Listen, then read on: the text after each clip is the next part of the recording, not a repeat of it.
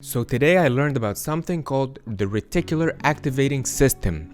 It's part of our brain that is basically a filter. It decides what information to process and what information to discard. So as we go through the day, we are faced with millions of information, but we only recognize a number of them. And it's because of that system. So this system is programmed by you and me and our past. And if I'm programmed that my dreams are unattainable, as I go through the day, that system will pick up signals to confirm my prophecy.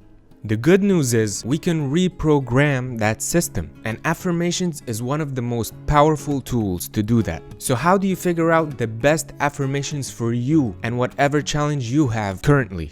Imagine this, we're having a conversation and you're telling me, but you know, my main problem is, and fill in the blank. Whatever you filled that blank with, take that, reverse it, and that's your affirmation. For example, if I tell you, I have all these goals and dreams, but you know what the problem is? It would take a long time to achieve. The affirmation I would need for that particular challenge is the opposite of that, which is, I always find the time to work on my goals and dreams. Or, my goals and dreams are easy for me to achieve. So find out your affirmations, write them down, and read them every morning, because the morning is the best time where the mind is open for suggestions, where we're still groggy, and read it every morning until it becomes installed in your reticular activating system. And then you don't have to do it anymore. You can move on to other affirmations with the same strategy. Take care.